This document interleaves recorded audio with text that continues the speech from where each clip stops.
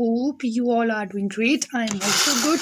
So today we will discuss about mob lynching. तो आज मैं आपको बताऊंगी कि मॉब लिंचिंग क्या है। ठीक है, मॉब लिंचिंग क्या है।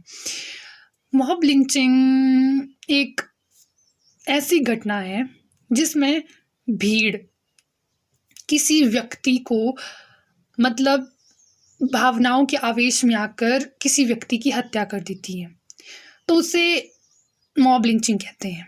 ठीक है, और भीड़ समझती है कि वो इस घटना के लिए जिम्मेदार नहीं है, जिसे डिफ्यूजन ऑफ रिस्पॉन्सिबिलिटी कहते हैं। ठीक है, फॉर एग्जाम्पल, अगर व्हाट्सएप में आप व्हाट्सएप का यूज़ करते हो और उसमें एक ऐसा मैसेज आता है कि कोई आदमी है जो बच्चे को चोरी करता है। ठीक है, अब आपने उस आदमी को देख लिया और आपको पता चल गया कि ये बच्चे को चुराने वाला है, तो आपने पूरे गांव में शोर मचा दिया और वहाँ पे जो है वो भीड़ एकत्रित हो गई और वो उस आदमी को जो है वो मारना स्टार्ट करती है। और जब आप उसको मारते हो तो उसकी हत्या हो जाती है। तो इस केस में जो है वो किसी को भी दोषी नहीं ठहराया जा सकता कि उसकी, क्योंकि सामूहिक हत्या हुई है, भीड़ ने उसकी हत्या की है, तो इस चीज़ को ही हम मॉब लिंचिंग कहते हैं। अगर वो भले ही वो आदमी निर्दोष हो और आपने ऐसे आपने भावनाओं के आवेश में आकर आपने किसी की हत्या कर दी, तो वो हमारा मॉब लिंचिंग होता है। आई होप सो कि आप ये चीज़ समझ चुके होंगे। आप दूसरे नज़रिए से भी इसको देख सकते हैं, लेकिन जैसे कि कोई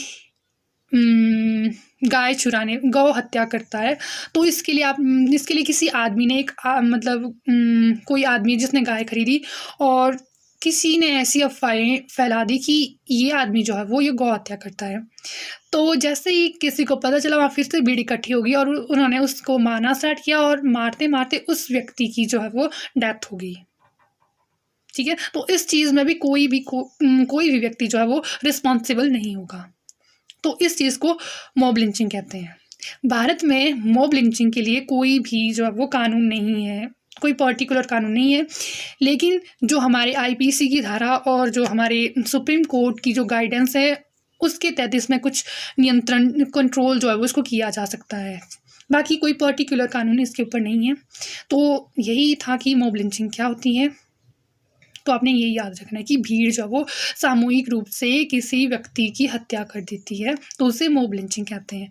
और जिसकी हत्या हुई है, बहुत सारे राज्य हैं जहाँ पे इस चीज़ के लिए कानून बने हैं, लेकिन पर्टिकुलर कानून इसके लिए कोई भी नहीं है। तो इतना ही हमारा आज का टॉपिक था। मिलेंगे हम एक नेक्स्ट टॉपिक में। तो अभी के लिए इतना ही।